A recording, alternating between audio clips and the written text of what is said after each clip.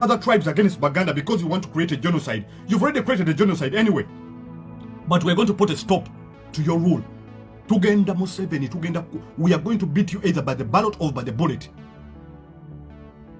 We are going to defeat you. Ugandans are going to defeat you. Mwami Museveni, this rhetoric of scaring Ugandans, ebyo byaweddewo.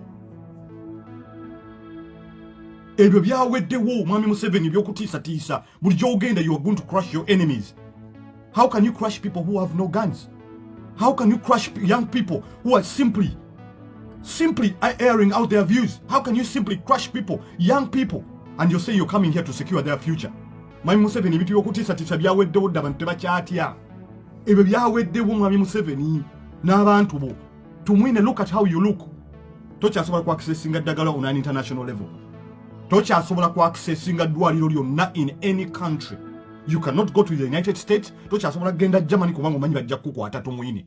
You know you'll be arrested if you appear at an airport. That's why you look like a walking corpse. That's why ofaanana ng'omulambo tumwine. Twabagamba teminibe gigenda kubaggwako. Buli lwe mutunula wonna mujja kubanga mutulaba. Museveni, ebintu by'okutiisatiisa bannayuganda, ebyokutiisa bituusa bannayuganda tebikyakola. Tosobola crashing abantu batalina mundu. Tetujja kuzikiza. Tugenda kusigala nga malowoozi gaffe gatambula. Tujja kusigala nga to airing out all the injustices is happening in that country.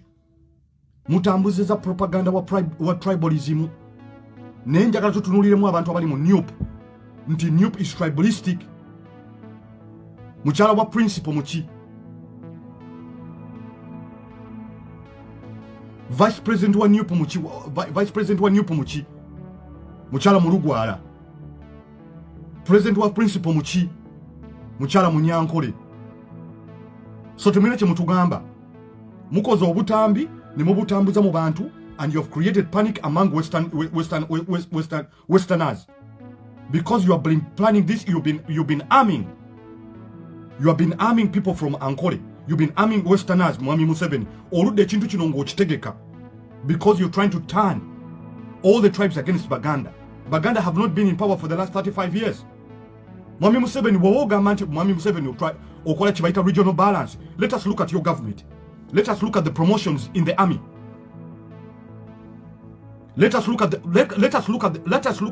promotion in the army. Let us look at all the DPCs. Why would we have a DPC in Kotido, in Kumi, called Ankole? Are you saying people from Kumi cannot tebaina bantu bayingira mu magye? Tebaina bantu bali mu police? Let us look at all the people that are holding guns. Which of those people that are killing Ugandans, it looks to you like a Muganda? You are the one doing this. You're mastering. You're trying to turn Baganda against the other tribe. Baganda, we are not tribalistic. Baganda are the most accommodative tribe in Uganda. Mu Uganda mulimu tribes zonna. Abantu b'amawanga bonna, cause that is Uganda. But relative baffe abamu, they are from those parts of the country. Abakazi baffe abamu. As a member of NUP, omuntu akkiriza mu nkyukakyuka. Kino ekintu bakikola bagezezaako okuteekawo propaganda, okugezaako to turn, because they know Baganda have turned against Museveni. So what Museveni is trying to do is to turn the western part of Uganda against Baganda. But NUP is not a Buganda thing. Ekintu kya NUP si kya Buganda, kya bannayuganda bonna. Abantu bonna bali mu inner circle eya NUP. Bantu si Baganda. Ng'oggyeko Kyagulanyi. Abasigadde omukyala wa Kyagulanyi muki? Omukyala wa Kyagulanyi muki? Mwami Museveni oludde ebbanga ddene ng'otegeka genocide okutta bannayuganda. Tetukutya Mwami Museveni. We are not scared of you. Bino byodde n'otiisatiisa, you're going to crush your enemies. Who are your enemies? Museveni, you are an enemy of yourself. You are an enemy of yourself. You are an enemy of Uganda. Bino yodda n'otiisatiisa Museveni. This is not 1986. Twakutaddeko envumbo Mwami Museveni. Tukutaddeko envumbo.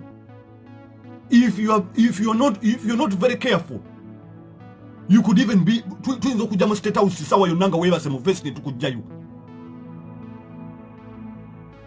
Bannayuganda temutya bantu bano. That is why buli kintu kyonna bakosa intimidation. Kati bagezezaako okutaninga amawanga gonna to turn against Baganda. Nti Abaganda bali tribalistic. No, we are not tribalistic. Mwami Museveni or practicing a tribalism. Go wele tane ba DPC bonna betero de Uganda nga ba DPC bonna tebava mbitundu ebyo. You went to Rwanda and recruited from Rwanda. As a matter of fact, the people that you recruited are not even Ugandans. The people holding those guns, killing those people, it's like we're living in the wild west. People holding M16s, AK-47s, killing innocent civilians. And you turn around and say they're hooligans. Who created hooligans? Who is a hooligan here? You're having people masquerading with M16s. These are war weapons. Bino byakulwanyisa bya ntalo. Abantu tebakyate bana Uganda temulina kutya. Abantu bano bakwengange. Teri muntu alina kuyingira mu nyumba yo nga talina kibayita search warrant. Edda mu Buganda twaberanga n'amafumu, twaberanga n'amajambi ya manyumba gaffe lwaki kwekuuma.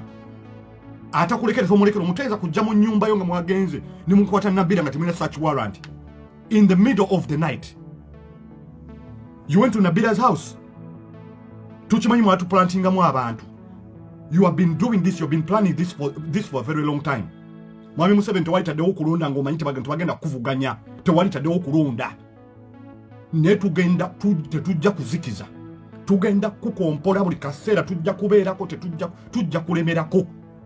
Ekyokuba nti watadde Kyagulanyi eyo si emission yaffe. Era Kyagulanyi akikugambye mu kooti.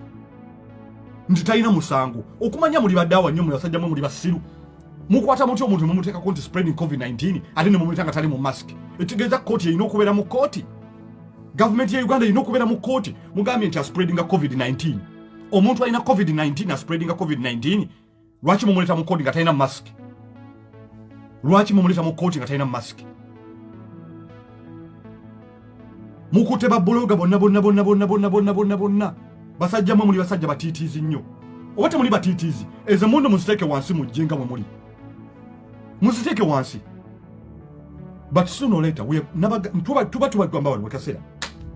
it's a matter of time. Mwakute kati babologa, mwaba feeding the narrative, nti ekintu kya Nuupu, kintu ky'abagge. Kintu ky'aba LGBT. Ni abantu ba Uganda bonna, despite of their sexual orientation, they have a right to live in their country. Whether they are gay, whether they are LGBT, whatever. But now Uganda tibipakwatako whoever is sleeping with who or is doing what, that's their own business. This is the propaganda you're trying to peddle. Ekyagundi kibalemye. Echa tribalism mukipedolinga. Mwafulumya obutambi nti mwefudde ba Nuupu ne mubusindika to the masses. When you then you've sent them most of the Westerners in panic. Most Westerners think that Baganda against them. Baganda, we have married, we accommodated all these people. We have accommodated all these people. If you say Baganda tribalistic, everything that you have done it in Buganda. We have married our sisters from western part of Ankole. Are we going to kill them? Because Museveni is trying to turn us against each other? Because it's been that Museveni, you are a cynic man. You have been planning this genocide for a very long time. Neba na Uganda babufu nyo. My brothers and sisters from Ankole, you are not our enemies, you are our brothers. We don't care whether you're Muslim or you are Christian. Uganda belongs to everyone. This is just a propaganda machinery that is moving around to put you in panic, to turn you against us. But we are not against you. Because we are all people power. The power belongs to all of us. The power belongs to all of us. Museveni is doing this deliberately to turn Ugandans against Ugandans.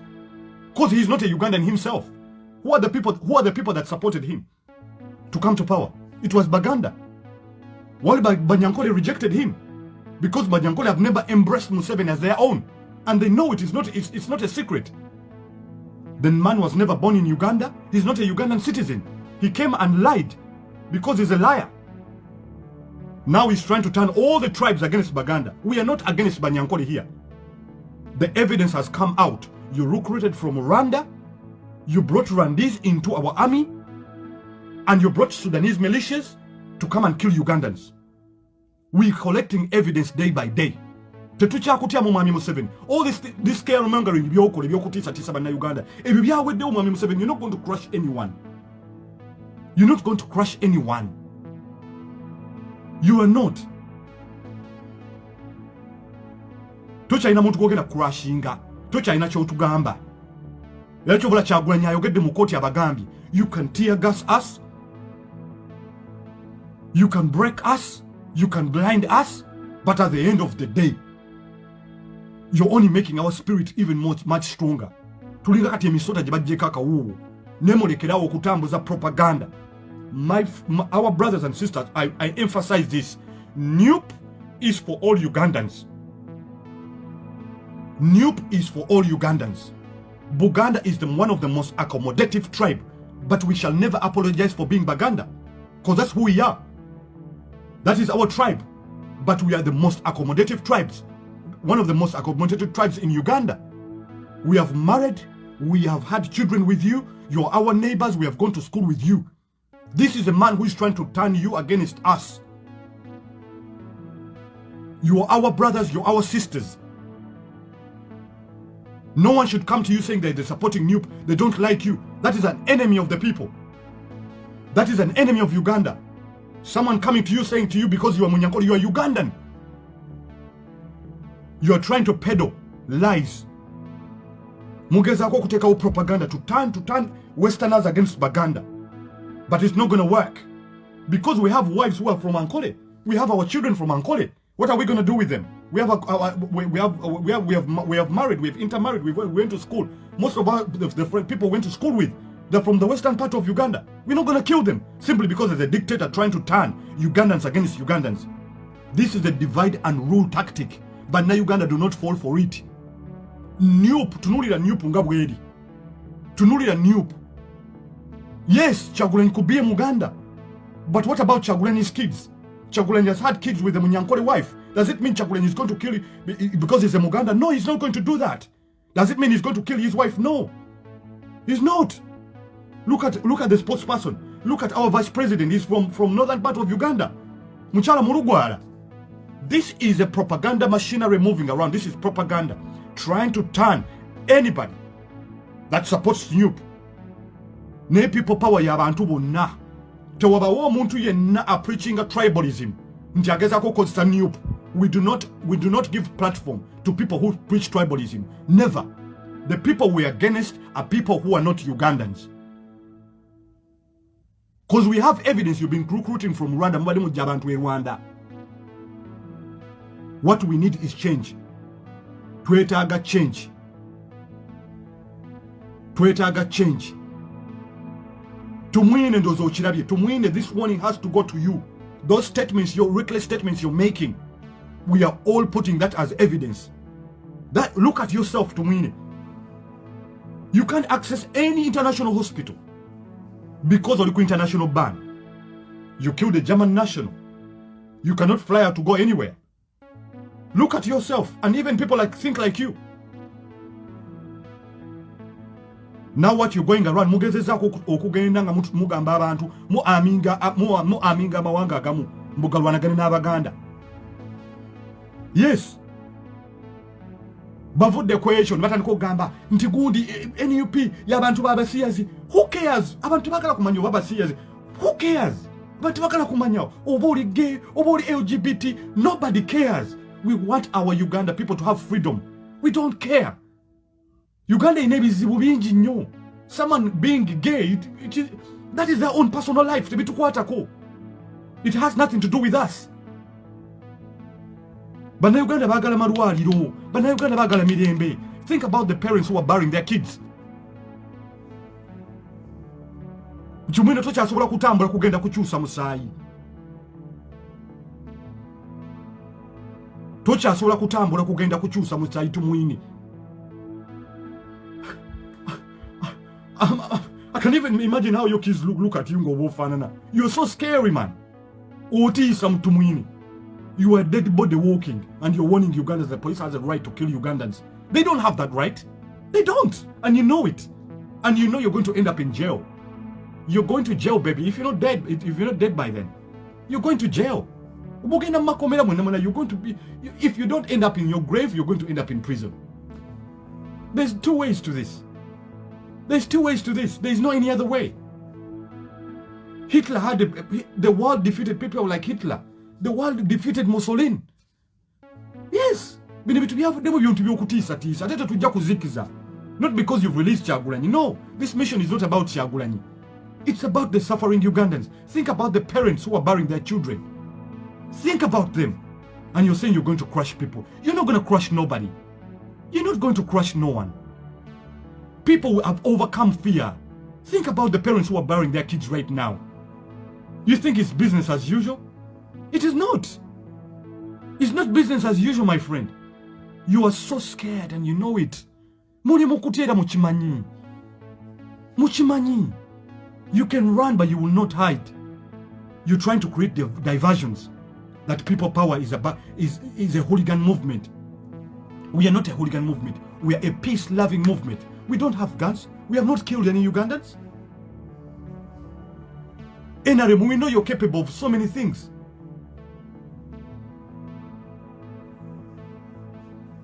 Our brothers from western part of Uganda, Baganda bafababa mwa Ankole region, abave Bushenyi, abave Kabale. Let those people not lie to you. They're making these audios going around to scare you. And in return, they're arming you. And now you become so paranoid. They've made you become so paranoid that most people from western part of Angola, western part of Uganda have to walk around with arms.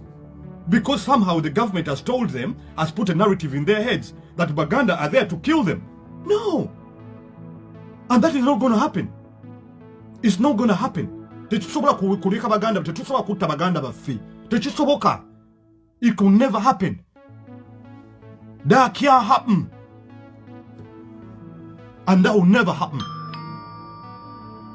We can never. Uganda.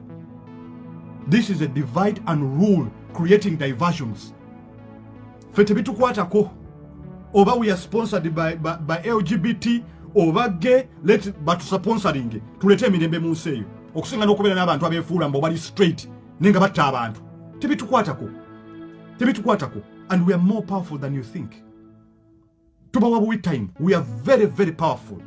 And we have very powerful friends. Trust me. Very powerful friends. Our friends will crush you in a minute. But what about backrushing? It is only a matter of time. Only a matter of time. You can kill, but you will not murder all Ugandans. You're only planting seeds of hate. And the more you kill, the more the people turn against you. A policeman is going to come to my house, is going to beat me up, and all I have to say is as if they're giving me ice cream and I'm just going to look on. I'm going to fight back. I have the right to defend myself. The Constitution gives me that. I am going to fight back. I am going to fight back. Omuntu akuyingiride mu nyumba yo, akukubye kubye maso g'omukazi wo n'abaana bo. Mbwela okuba ali mu police ya mu uniform ya police, oyingiride mu business z'abantu muzonoonye nti abantu bakuuma emirembe. How? You expect people to shoot at people and kill their relatives, and you expect them to remain the same and clap their hands and it's business as usual? People are going to fight back. They're going to revolt because the Constitution gives them that. Yes.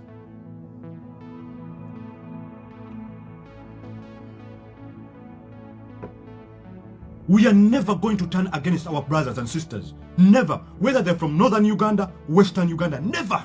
We have married them. We have had kids with them. They live in our land. We live in their lands. We will never accept a genocide in Uganda.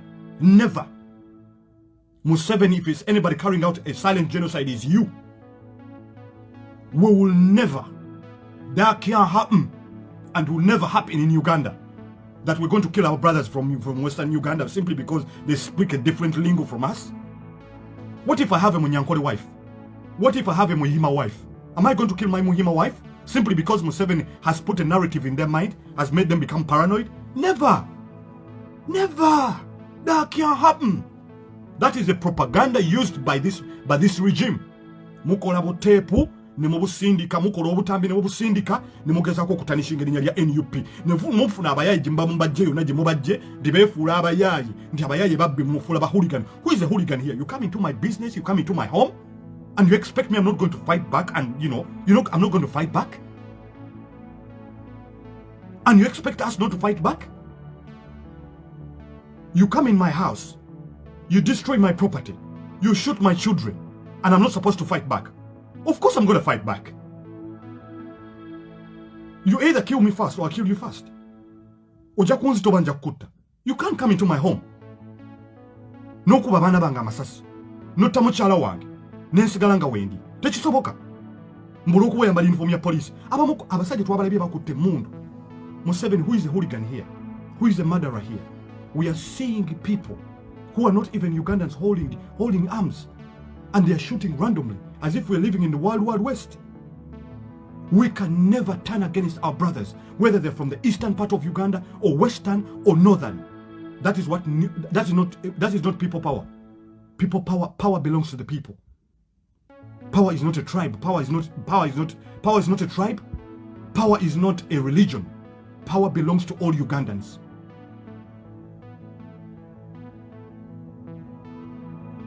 Power belongs to all Ugandans.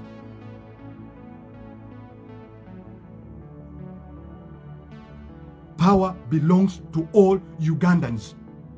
People power is not a tribe. People power is not a religion. People power is now NRM people power.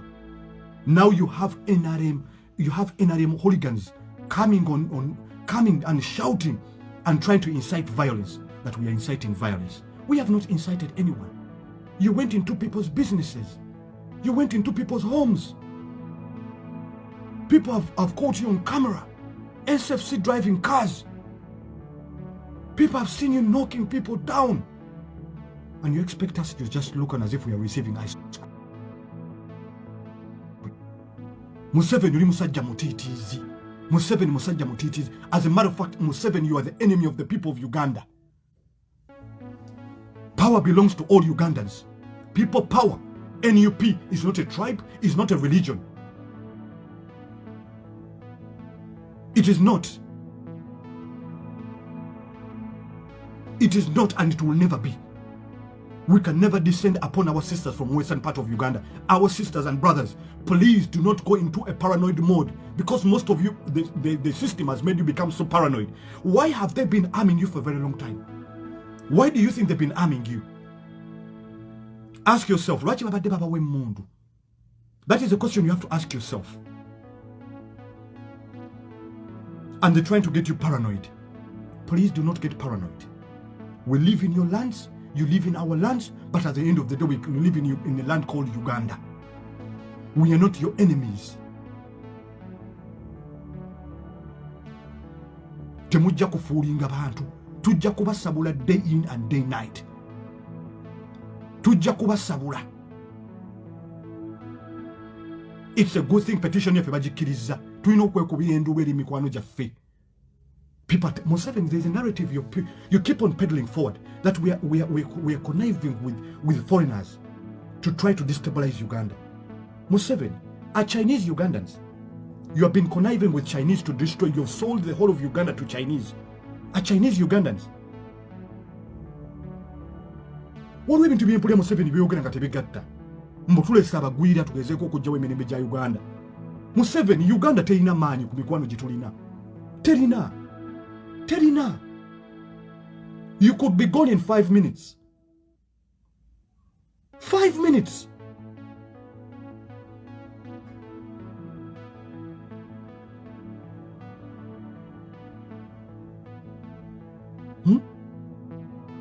Mugezezaawo okuteekawo ebintu byonna. Temujja kugezako kutiisatiisa bantu. People have the right to live in that country. Whichever tribe they are, whichever tribes they are, whichever religion they are. Congolese, we have seen Congolese people holding guns. We have seen in Interahamwe holding guns on the streets of Kampala. And you're here talking about hooliganism. Who is a hooligan here? Museveni, please. Who are you fooling? Alikogezako kufuulinga.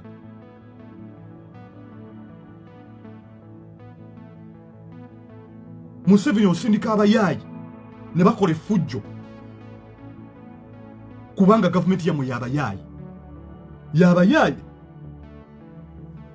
This is what happened. This is what you did to our parents. Museveni, you went to Ankole to ask for support to overthrow the government. You said there was a rigged election. Museveni, you got 1 vote. mu elections of 1980.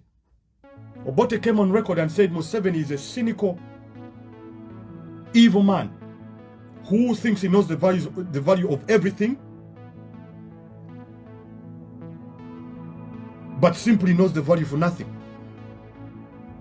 You lied to Baganda, Museveni. The people that supported you to put you in power were Baganda. The people that fed you in the bush were Baganda. People from the West. Bakubukirawo from day one. Bakubukirawo. Muwonge warned us. Muwonge warned our parents. Today is exactly what we are seeing. You're going to leave Uganda in ruins. But we shall rebuild it. We shall rebuild Uganda. We are going to have a new Uganda. Tugenda kwaviga Uganda impya. Wafuna akalulu kamu nti bawiginga election. No gama Museveni Obote was murderous. You turned actually the government, the people against the government that time. And you say you brought peace. You didn't bring peace because you were the one who was ruling the peace in the first place. Go Irunange Mirembe in the first place. You're busy confusing Ugandans. Abantu ebimu ebintu ku record. You've always used divide and rule. Kati mugezezako okuteka abantu from Western Uganda in panic. Because you are so scared. Mutidde nnyo. Museveni lwaki otekawo okulonda? Ng'otya okuvuganya. Lwaki otekawo okulonda? This is not going to work. Abantu balina right bannayuganda okulivingamu eyo ensi. Oba basiraamu, oba bakatuliki, oba balokole, oba bafumbo, oba si bafumbo. Ugandans have a right to live in that country. Museveni yafuna akalulu kamu 1980 n'agenda mu nsiko. Najja nalimbalimba bajjajja baffe. Ffe twamufeedinga mu nsiko, bajjajja baffe bamufeedinga mu nsiko. Naye bakwekokkola. Naye Obote yawoninga Muwonge yawoninga bajjajja baffe. Naye tetwayagala kuwulira. Every Muganda that has come to kubanga okimanyi, once Baganda reject you, your system is going to fall. And right now Baganda have rejected you. The only thing you can do is to run back to Western Uganda to try to claim. Abantu abamma n'obugabe, Banyankole, people from Ankole, from Western Uganda. If this man cannot give you a Omugabe, and he thinks he's your Omugabe, he would do anything. He would do anything. He thinks he's your king. He simply thinks he's your king. Alooza kabaka wammwe.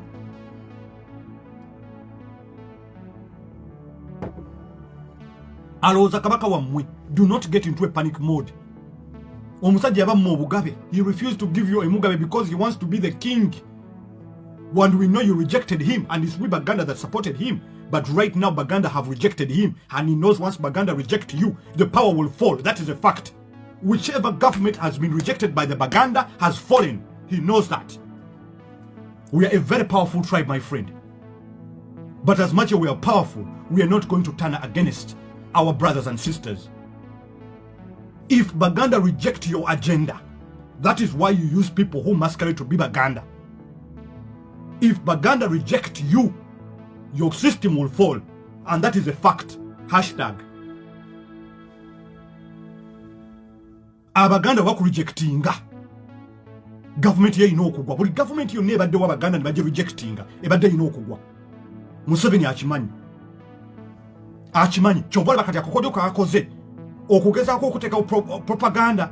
Abaganda abajje ku tribes endala. Abaganda twawuli. Nitwewasizaamu twezaddemu. Babeere waffe tubeere waabwe. Atugamba ki? Museveni thinks he's your king. If Museveni loved Westerners like he's claiming that he's from the... You rejected his agenda. And which people actually supported his agenda by Baganda. If Baganda reject your agenda, if government will fall, it is a strong pillar. That is why today even the Kabaka is very silent. You think the Kabaka does not even exist. Because they know the Baganda will listen to their king. If that man comes out today on Radio Kabaka and says Tulumbe, it doesn't matter how many Baganda you will kill. We are the biggest tribe in Uganda and the most strongest tribe in Uganda. But doesn't mean we're going to turn against our brothers. Against our brothers. No.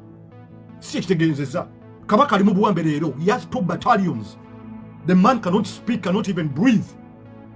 Ali mu buwambe. You think the Kabaka will be silent? Nalaba ebintu bigenda maaso Kabaka n'asirika. Kabaka abeera w'abantu. Ne Kabaka bamuwamba. Kubanga bamanyi Kabaka. Abaganda tebamanyi Kabaka kulya bya president. Singa Kabaka avayo n'agamba nti tulumbe. Museveni akimanyi ekidde. Abaganda died for their king in Kayunga. How many people did Museveni kill by the Kayunga region? He knows that. There is nothing that Baganda respect or will listen to at this point in time. It is their king. It is our king. Achimani. That is why the man is in captivity. Ali mu buwambe Kabaka. Ali mu buwambe. You could arm so many Westerners, you're turning them against us. But we even know. They know we have married them, they have married into us. We go to the same hospitals, we go to the same schools. We will not fall for it. We will not fall for it. They're our brothers, they're our sisters, they're our wives, they're our girlfriends, they're our boyfriend bafi. But boyfriend babana bafi. But girlfriend babana bafi. So if my daughter is dating someone from western part of Uganda, I'm supposed to tell my daughter's boyfriend go away simply because she's from western part of Uganda? No, it's not gonna happen. It's not gonna happen. Ugandans will not fall for it. This is a smart generation. People can add dots.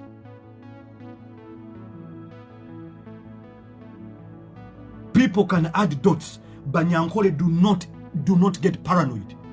Simply because omusajja batadde ekintu mu mutwe gwammwe and start arming yourself. No.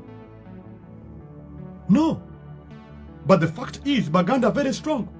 Buganda is a very strong pillar in keeping this status quo. Museveni cannot survive without Buganda. His system cannot survive without Buganda. He knows it. Achimani. System is surviving without Buganda. Because the government is even in Buganda. The government exists in Buganda. He can't survive, he knows that. Achimani. 35 years he's been in power. He has not even managed to build himself a city. Uganda belongs to everyone. Ibe tribalism tebikola. Ene chintu Museveni achitaddewo kwawula yawula banna Uganda. I have friends of mine who are from Western Uganda. I have girlfriends. I have friends I've gone to school with. They're from Western part of Uganda. I'm not going to start killing my friends because they're from another part of the country. I'm not going to start killing my northern friends. No. I went to school with them. I used to play football with them. We used to go to the clubs together. We go to the same pubs. We go to the same supermarkets. What affects him affects me. And a man comes, an old man comes, a murderer, tells my friend that I went to school with, tells my wife that I have kids with, that they're my enemy, that I'm their enemy, they should kill me. No. That's not gonna work. This is a revolution for all Ugandans. Uganda. What affects you? People that do my stuff in Uganda from Western, people that work, even do my own work, they're from Western part of Uganda. They're from Western part of Uganda. Part of my family is from Western part of Uganda. Am I going to kill my relatives because I was born in Buganda? No. I have friends from Karamoja. Am I going to kill my brothers because they come from a different region? No. Kino bakikozesa kutwawula yawulamu. Bakikozesa kutwawula yawulamu. These people are not even Ugandan. They Uganda. We're not going to turn against our brothers. Never. You're planning a genocide. But Uganda is not going to fall for it.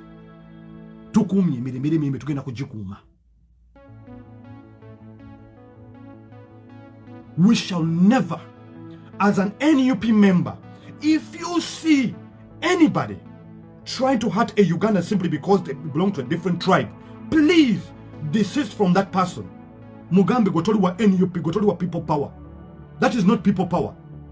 Power belongs to the people. People power is our power. Kana kakodo bakakozesa. Bakoze audio bungi nyo ne wabwe sindikira.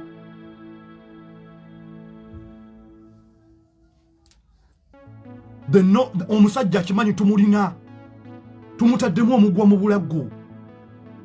Where does he have to resort to? You have to divide them to rule them. Baganda baffe bonna bali mu paniki, bagirlfriend baffe bali mu paniki, bakyala baffe bali mu paniki. They thinking we're going to kill our kids simply because tubazaddemu abaana. No, these are Ugandans. What we are against is the Rwandese Interahamwe. Bemwakwasize mundu. Omuntu nakwate mundu natiko jikuba mu bantu. Nemukuba ba baby bya myaka 5 omwana ne bamutuma okugula yakakuduka ne mumukuba esasa basajja bamukuba amasate bambadde na uniform. If you're doing the right thing, why are you taking the name tags away from the uniforms of the ezamajiraki muzijjako? Twalabye obutambi abantu nga babalumiriza. Kaga omusajja Kayihura yagenda e Rwanda na recruiting from Rwanda. Omusajja gamubugumye. Abaganda kasita bakuvaamu baba bakuvuddemu olina okugwa.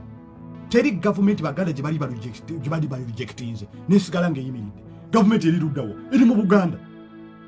As a matter of fact, Baganda are the most accommodative tribe in Uganda. Wegenda Congo libo tribe ndalogereko mu bitundu ebimu biri very hostile. You come to Uganda, it's okay because Baganda very accommodative. We are not going to kill our brothers. Tetujja kutta Baganda baffe. Tetujja. Ono yenna propaganda bamutambuza kubakyaya. Kugezaako kutufuula banafu. Netajja kukola ate gye mukomye okukola gye tukomye okufuuka ab'amaanyi. Gye tukomye okufuuka ab'amaanyi. Museveni akimanyi Abaganda kasaba muvaamu. Cause Baganda have kept him in power. Ebintu byonna bye bakoze babiwanisa amanya g'Abaganda. Abo bonna banna bahamu si bagagga. Hamu mugagga nga nsongamu ng'obugagga yabujjawo. Nze nammwe tukola. Hamu ataakuba kalulu yabujjawa. Emmaali yonna bagikoze ne bagiterekamu kuba bakimanyi. Bakimanyi, they know it. They know it. The whole system is crumbling down. Okumanya basajja mmwe muli basiru. Ze sebaka ku government ya siru walangeni. Ne mukwata omuntu mumu accusing of spreading COVID-19. Ate ne mumuleta mu court nga tayambadde mask. Tibikiza na mumbadde mu spreading. That means the government should be in court. And the court should be in court as well. Omusajja mumu accusing mumutaddeko omusango of spreading COVID-19. Ne ate mumulese mu court. At least mwali badde mu mask ya government. Mumumbaza mask. Nimulaga nti omusango nimukuteekamu ebirungo. Nenye ekyo kyabalimi eti mulowooza ddi basajja mmwe. Mulowooza ddi. Kati batandise okuteekawo olugambo olwa buli kika lwonna. People power, responsibility, tujja bacrushing and outsider. Museveni, you have been conniving with Chinese. You have been conniving with Chinese. And see, you know what you do about China. Are Chinese Ugandans? By the time Ugandans wake up, abasinga. Etakali tujja kubeera shocked nnyo ng'omaze okugenda. Tugenda kubeera very shocked nnyo ng'oli mu mabega w'emitayimbwa. Ebintu by'okoze bijja kuvaayo. You're going to end up like Hossein Mubarak. You're going to end up very miserably. There's two ways for you, Museveni, and your people. Jail or grave. There is no any other way. There is no any other way. Yeah, what about your grandkids, Museveni? What about Abanabo?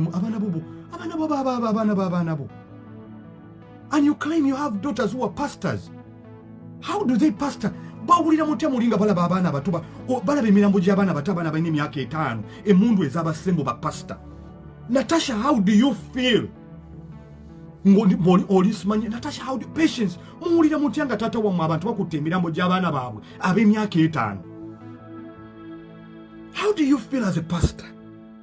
Do really? N'olengera omuntu akutte omulambo gw'omwana w'emyaka 5 omukazi bamukubye essasi mu mutwe, omukazi akutte essuwaani y'emmere abadde aweereza emmere. Ne mulowooza abantu bagenda kusigala kyekimu.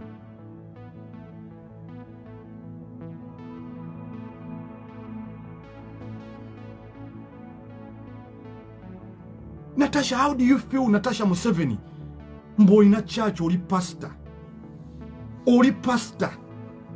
You stand up in church and preach the word of God, the mercy of Jesus Christ. Simanyi because ebitya. And your father is murdering 5-year-olds. Nga batta abaana abato abazadde bakutte emirambo gy'abaana baabwe. As young as 5 years old. How do you feel, bantu mmwe? Do you think you can ever live in peace?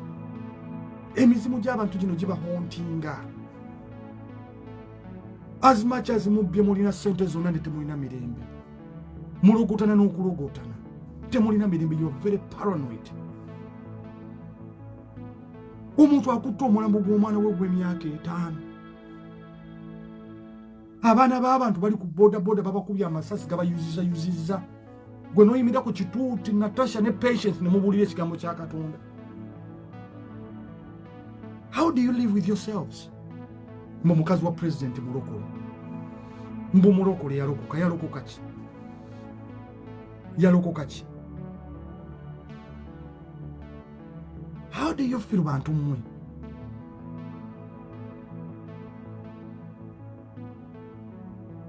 How do you feel? Nga mulaba abazadde baziika abaana baabwe. Nga mulaba abasajja baziika bakyala baabwe. Nga mulaba abakyala baziika abaami baabwe. Do you think people will ever forgive you? Mumanyi obulumi abantu bwe balina. Mumanyi amabwage muguddewo. Mumanyi obusungu bwe muguddewo.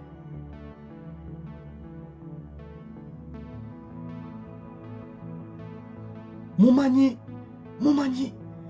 abantu engeri gye bawuliramu.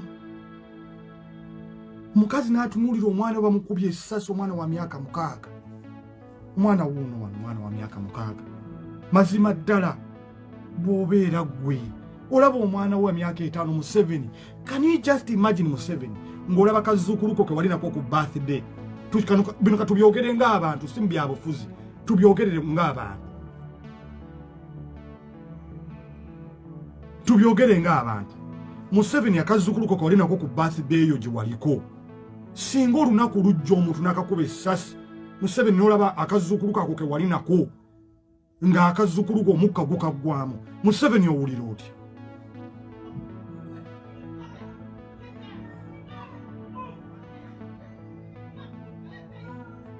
How would you feel? Museveni bintu tubijjamu ebyobufuzi.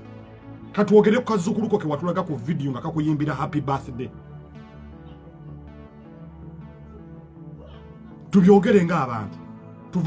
Tubyogere mu by'obuntu. Mazima ddala. Oyinza kuwulira otya?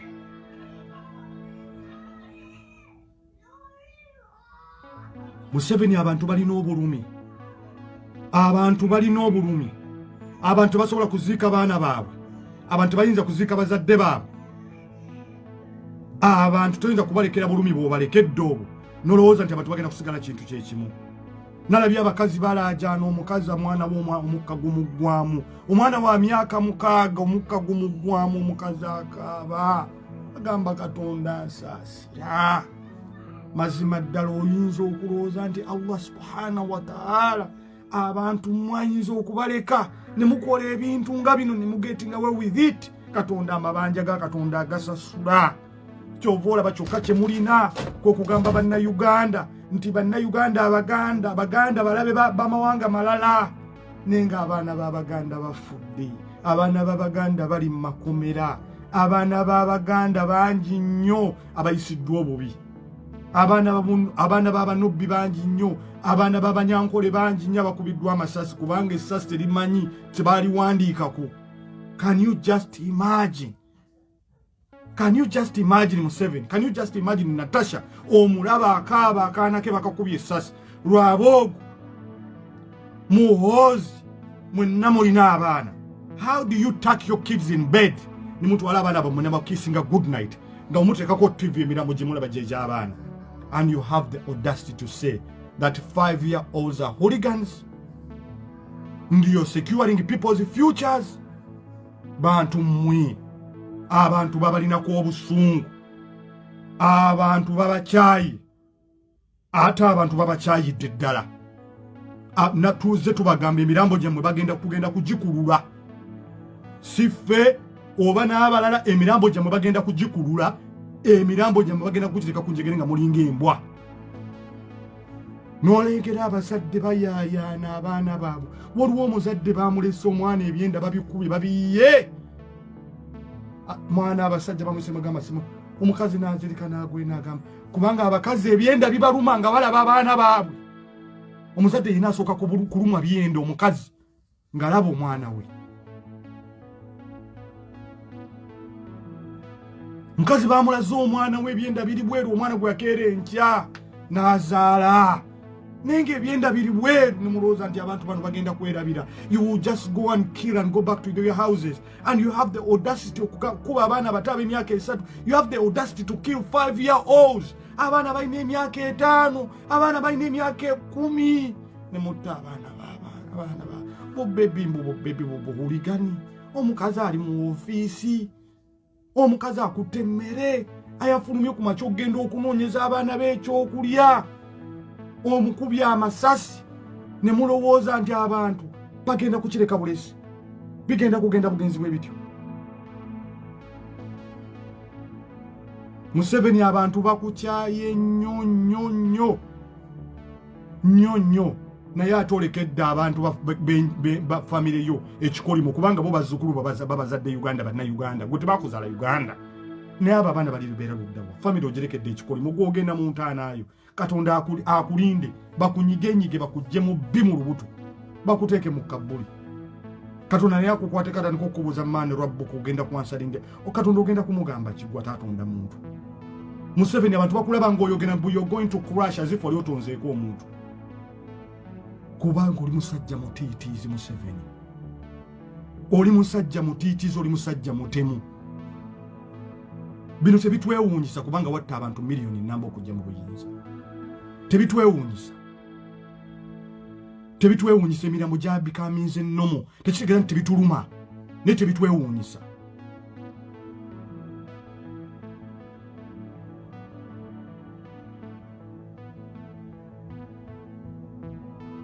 Abaana bakutta abaana baabwe.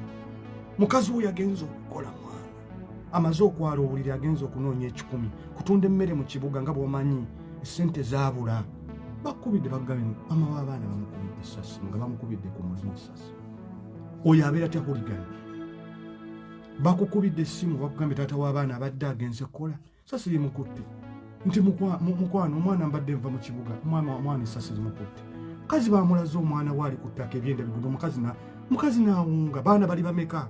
Mwassa abantu abasukka abantu bangi ne mubakwata ne mubateeka mu asidi ne mubakweka abantu abamu ne mubatta ne mubasuula mu nsiko ey'ejjinja wa mulowooza it is going to be business as usual. Wabula you have the audacity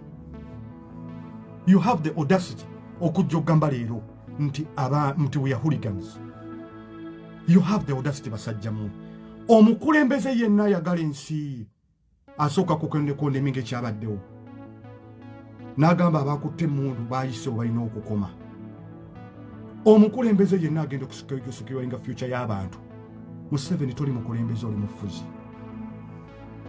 Toli mufuzi. Omukulembeze yenna asooka agatta abantu kyekikufuula omukulembeze. Omukulembeze yenna agatta abantu. Omukulembeze yenna agatta abantu. Wabula tisi kujja kuteeka mabwa. Abantu balina amabwa gaabwe ate noyongera n'ogateekako n'ogayiwamu omunnyo nti tujja kutta n'abalala. You're not above the law. You are not above the law.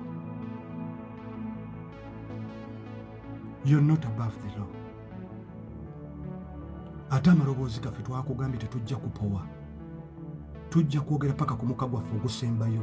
Kyagulanyi asize ebijanjala, asize ensigo. Obukadde n'obukadde bw'ensigo. Nze nina omulimu gwange enkola ndi bulungi. Naye siri kyekimu. Bwe ndaba omwana w'omuntu nga bamukubye essasi, ekifaananyi kisooka okunzijjira mu mutwe gwange nti singa abadde mwana wange.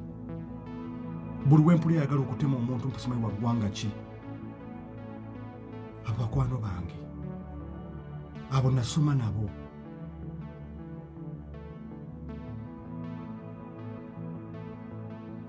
Abo baŋŋanda zange baneiba bange tulidde ffenna tuzanye ffenna omupiira.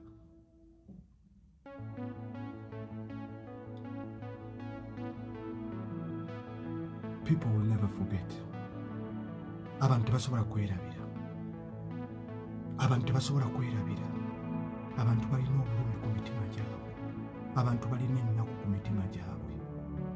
Ne bannayuganda tugume. Ogwo omusaayi gw'abantu teguyinza kuyiikira bwereere.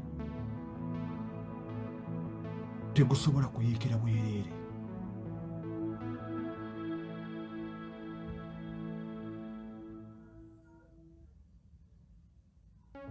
Essasi limanyi, but at the end of the day, justice is going to prevail.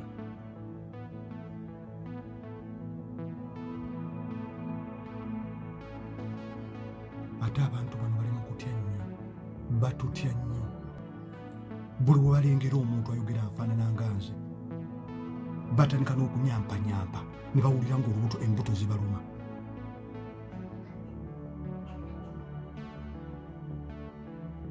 Museveni, you were a killer and you're a murderer. N'ekisinga okuluma nti oli musajja muddugavu. Kasita naawe abazzukulu obalina n'abaana obalina.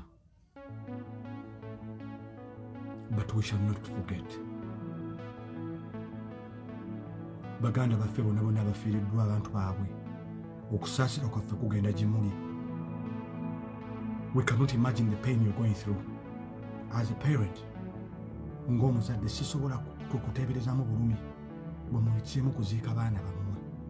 Nangeri gye muwulira ng'omwana we asuze mu ttaka leero. Omwana w'emyaka 5, w'emyaka 10, omwana yenna ne Museveni y'ogola basinga bazadde be bakyali balamu. Teri mwana akula ku muzadde we, era obulumi busigala bwe bumu. Aziise bebe n'aziisa omuntu omukulu. Mulekedde abakyala ebyenda bibaluma.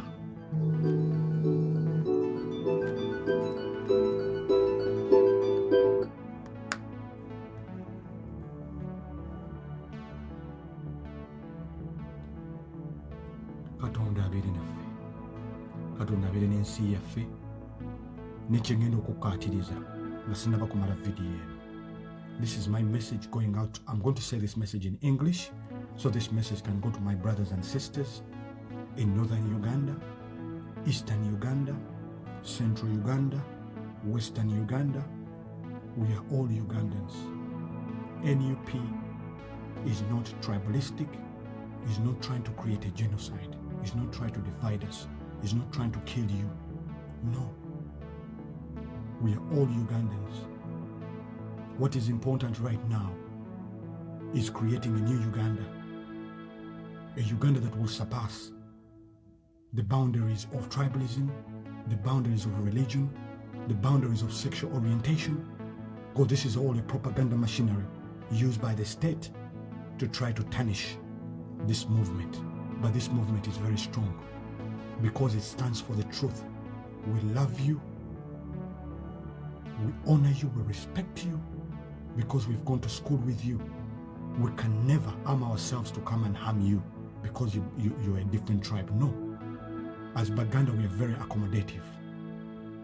As a tribe, we are very accommodative. What hurts you hurts us. Your enemy is our enemy. Our enemy is your enemy. We are not your enemies.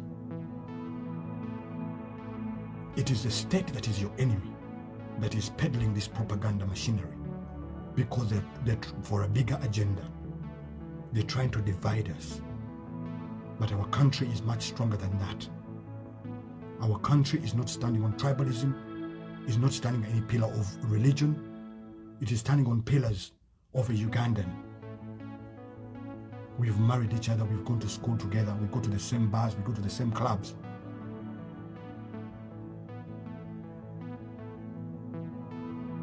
We are not your enemies. We have not picked up arms to fight anyone. Our message is of peace.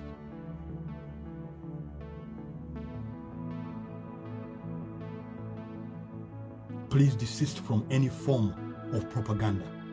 Whatever you hear is not true. Hear it from me. Please, guys, I want you to share my message and tag all your friends who happen to be from these parts of Uganda. All you have to do is to share this message to go viral. If you can, message eno gisalemu obuntu obutono. Baganda are not and will never be enemies of Uganda. We will never kill our brothers. We will never kill our sisters. We will never kill our friends. Never. Because of politics.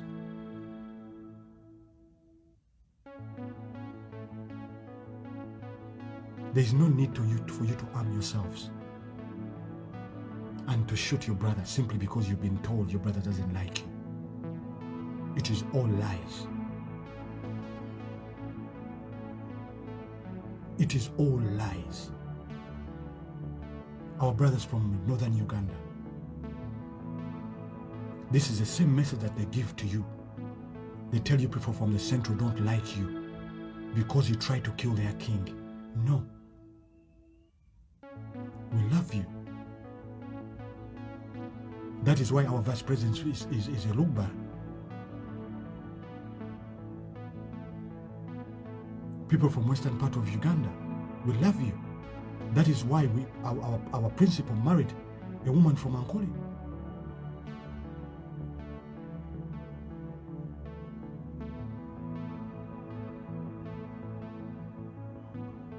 Uganda belongs to everyone. And Uganda will exist even beyond the politics. Uganda has been here, but we need to create a better Uganda. But as much as I'm saying that we have the right to defend ourselves, if need be, eno message eddaka egenda eri bannayuganda yenna, teri kitongole kya gavumenti kikkirizibwa kujja mu nnyumba yo ne kimenya oluggi lwo nga tekirina kye bayita search warrant. Search warrant kitegeeza ekiwandiiko okuva mu kooti. You have the right to defend yourself. You have the right not to open your door. Abantu bonna kino tukiddamu. Oyina obuyinza obw'okwerwanako, government constitution ebukuwa. Teri muntu alina lukusa kujja mu nnyumba yo n'akutwala nga talina kipapula kuva mu kooti. Kooti ziba zirina ebipapula bino, ebipapula birako ennamba za kooti. You can verify these things. Obukakafu bubaako. Era balina n'okubuulira lwaki bakutwala. Mutambuze message yange. Ebatuukeko Katonda abeere naffe, Katonda atusaasire, era Katonda abeere wa kisa gye tuli. Katonda atuwa omukulembeze ajja omulungi, Kyagulanyi oyo abavubuka gwe baagala, oyo abantu gwe baagala.